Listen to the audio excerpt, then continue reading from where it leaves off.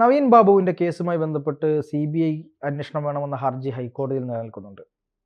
ഈ അതിനിടെയാണ് വലിയ വെളിപ്പെടുത്തലുകൾ നവീൻ ബാബു കേസുമായി ബന്ധപ്പെട്ട് പുറത്തുവരുന്നത്. വളരെ ഞെട്ടിക്കുന്ന ഗുരുതരമായിട്ടുള്ള വെളിപ്പെടുത്തലുകളാണ്. യഥാർത്ഥത്തിൽ ഇത്തരമൊരു വെളിപ്പെടുത്തലൊക്കെ വന്നിട്ട് ആ വെളിപ്പെടുത്തലുമായി ബന്ധപ്പെട്ട് പോലീസ് ഈ വെളിപ്പെടുത്തൽ നടത്തിയ ആളിനെ എന്താണ് മൊഴിയെടുക്കുക, അവർ പറഞ്ഞ കാര്യങ്ങൾ സത്യമാണോ എന്ന് അന്വേഷിക്കുക, എന്നിട്ട് അതൊരു തെളിവ്, അതായത് ഈ നവീൻ ബാബുവിൻ്റെ കേസിന് ഗുണകരമാകുന്ന, ഈ പ്രതികളെ ശിക്ഷിക്കാൻ പറ്റുന്ന തരത്തിലേക്കുള്ള ഗുണകരമാകുന്ന തെളിവുകളാണെങ്കിൽ അത് കോടതിയിൽ കൃത്യമായി പറയുകയും എന്നിട്ട് ആ പ്രതികൾക്ക് ശിക്ഷ വാങ്ങിച്ചു കൊടുക്കാൻ ശ്രമിക്കുകയും ചെയ്യണ്ടേ. പക്ഷെ ആ തരത്തിലൊന്നും പോലീസ് നീങ്ങുന്നില്ല. എന്തുകൊണ്ടായിരിക്കും? പാർത്ഥ, ഒരു ആരോപണം, എനിക്കിപ്പോ പാർത്ഥനെതിരെ ഒരു ആരോപണം ഉന്നയിക്കാം. ഇപ്പൊ പാർത്ഥൻ പിന്നെ മോശപ്പെട്ട ഒരു വ്യക്തിയാണ്. പാർത്ഥൻ സ്ത്രീകളുമായി വളരെ എന്താ പറയുക, പല സ്ത്രീകളുമായി പാർത്ഥന് പലതരത്തിലുള്ള ബന്ധങ്ങളുണ്ട്. ഇതൊക്കെ എൻ്റെ ആരോപണമാണ്. എൻ്റെ കയ്യിൽ അതിനൊന്നും തെളിവില്ല. പാർത്ഥൻ സ്ത്രീകളുമായി പോകുന്നത് ഞാൻ കണ്ടിട്ടില്ല. സ്ത്രീകളുമായി അനാവശ്യമായ ഒരു ബന്ധം, മോശപ്പെട്ട ഒരു ബന്ധം സൂക്ഷിക്കുന്നത് ഞാൻ കണ്ടിട്ടില്ല. പാർത്ഥൻ എന്താ പറയുക, ഒരു മോശപ്പെട്ട വ്യക്തിയാണെന്ന് പോലും എനിക്കറിയില്ല. എനിക്ക് പാർത്ഥനോട് തോന്നിയ ഒരു വൈരാഗ്യം അല്ലെങ്കിൽ ഒരു വ്യക്തിപരമായ എന്തെങ്കിലും ഒരു കാര്യത്തിന് പുറത്ത് ഞാൻ പാർത്ഥന്റെ കുറിച്ച് വളരെ മോശമായി പറയുകയാണ്. എൻ്റെ പേരിൽ പാർത്ഥൻ കൊണ്ടുവന്നൊരു കംപ്ലൈന്റ്, എന്നെ കുറിച്ച് ഇത്രയും മോശമായ ഒരു സ്ത്രീ പറഞ്ഞു നടക്കുന്നു എന്ന് പറഞ്ഞുകൊണ്ട് ഒരു കംപ്ലൈന്റ് കൊടുത്ത് പോലീസ് എന്നെ വിളിച്ചാൽ ഞാൻ അതിന്റെ തെളിവ് പോലീസിന് മുന്നിൽ ഹാജരാക്കണം, വേണ്ടേ? പാർത്ഥൻ മോശപ്പെട്ട വ്യക്തിയാണോ? എന്തുകൊണ്ടാണ് അങ്ങനെ പറയുന്നത്? പാർത്ഥൻ സ്ത്രീകളുമായി ബന്ധമുണ്ട് എന്ന് പറയുന്നതിന്റെ അടിസ്ഥാനം എന്താണ്? അതിൽ നിങ്ങളുടെ കയ്യിൽ തെളിവുണ്ടോ? എൻ്റെ കയ്യിൽ ഇതൊന്നും തെളിവില്ല. ഞാൻ എൻ്റെ വ്യക്തിവൈരാഗ്യത്തിന്റെ പേരിൽ മാത്രമാണ് പാർത്ഥനെ ഇത്രയും മോശപ്പെട്ടവരാക്കുന്നത്. അപ്പോൾ പോലീസിനെ, ഇപ്പോൾ നവീൻ ബാബുവിന്റെ വിഷയത്തിൽ പോലീസിന്റെ ഭാഗത്ത് കൃത്യമായ അന്വേഷണം നടക്കുന്നില്ല എന്ന് മഞ്ജുഷ പറഞ്ഞിട്ടില്ല. മഞ്ജുഷ പറഞ്ഞത് എന്താണ്? നിഷ്പക്ഷമായ ഒരു അന്വേഷണം പോലീസിന്റെ ഭാഗത്ത് നടക്കുന്നുണ്ട്, പക്ഷേ ചില കാര്യങ്ങളിൽ പോലീസിന് അന്വേഷിക്കാൻ ചില പരിമിതികളുണ്ട്. പോലീസിന്റെ അന്വേഷണം നിഷ്പക്ഷമല്ല എന്ന് ഞാൻ ഒരിടത്തും പറയുന്നില്ല. പോലീസ് കൃത്യമായി തന്നെയാണ് അന്വേഷിക്കുന്നത്. പക്ഷേ ചില സ്ഥലങ്ങളിൽ പോലീസിന്റെ കൈകൾ കെട്ടപ്പെടുന്നുണ്ടോ എന്നുള്ളൊരു സംശയം എനിക്കുണ്ട്. അതുകൊണ്ട് CBI അന്വേഷണം വേണം. വളരെ കൃത്യമായാണ് മഞ്ജുഷ ഓരോ കാര്യങ്ങളും പറയുന്നത്.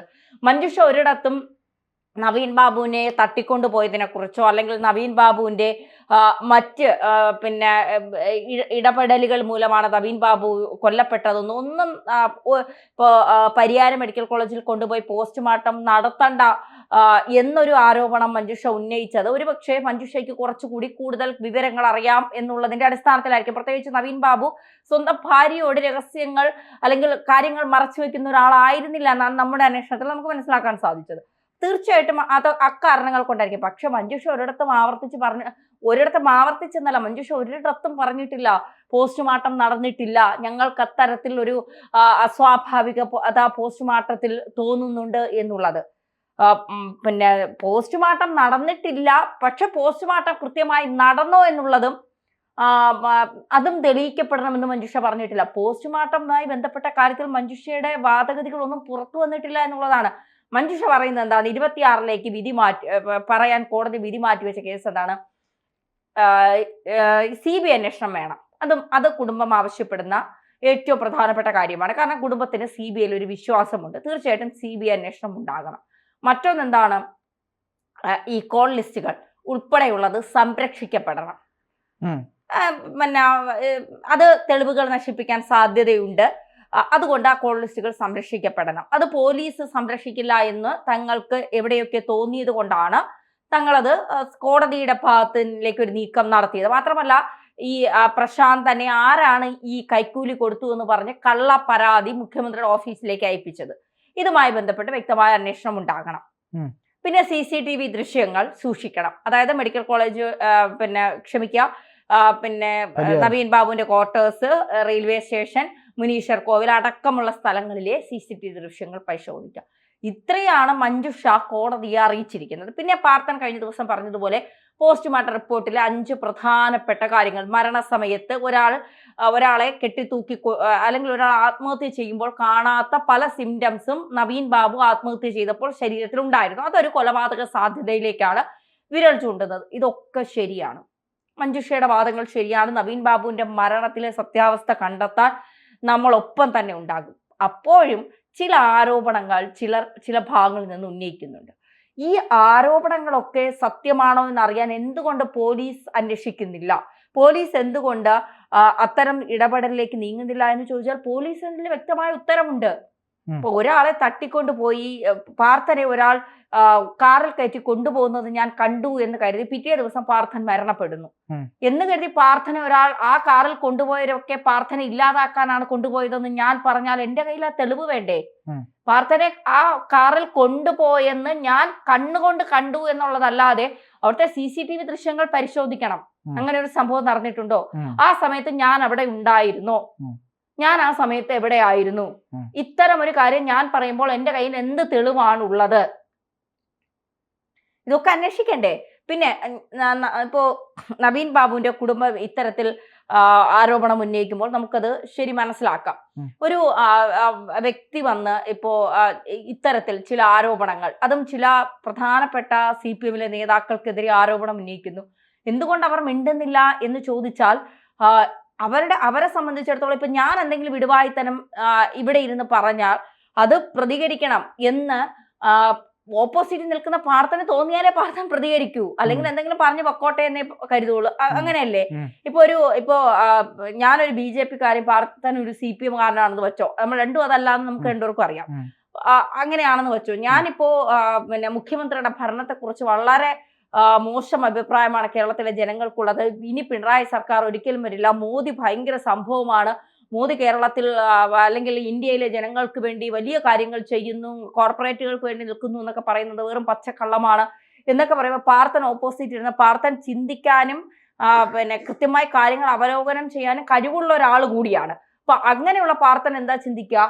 ഇപ്പോഴും അവിടെ കിടന്ന് പറഞ്ഞോട്ടെ. പിണറായി സർക്കാർ രണ്ടാമതും അധികാരത്തിൽ വന്നത് എന്തുകൊണ്ടാണെന്നുള്ളത് ജനങ്ങൾക്ക് ഇവിടെ നന്നായിട്ട് അറിയാം. മൂന്നാമതും പിണറായി സർക്കാർ അധികാരത്തിൽ വരും. ഇവള് വായ കൊണ്ട് എന്തെങ്കിലും പറഞ്ഞെന്ന് കരുതി പിന്നെ ജനങ്ങൾ അവരെ സ്വീകരിക്കാതെ ഒന്നും ഇരിക്കില്ല. അപ്പൊ പിന്നെ ഞാനിതിൽ അഭിപ്രായം പറയാതിരിക്കുന്നതാണ് നല്ലത് എന്ന് പാർത്ഥൻ ചിന്തിക്കും. അത് പാർത്ഥന്റെ വിവേകമാണ്. ഇവിടെ ആരോപണങ്ങൾ ഉന്നയിക്കുന്നവർ മിണ്ടാതിരിക്കുന്നത്, അവർ മാനനഷ്ട കേസ് കൊടുക്കുന്നില്ല എന്ന് ചിലർ ചോദിച്ചാൽ, ആരോപണം ഉന്നയിക്കുന്നവർ ഇതിനെ വെറും ഒരു ആരോപണമായിട്ട് പോലും കണ്ടിട്ടില്ല എന്നുള്ളതാണ്. ഇപ്പൊ സ്വാഭാവികമായും മഞ്ജുഷയ്ക്ക് തോന്നിയ സംശയം ആരും പറഞ്ഞിട്ടല്ല.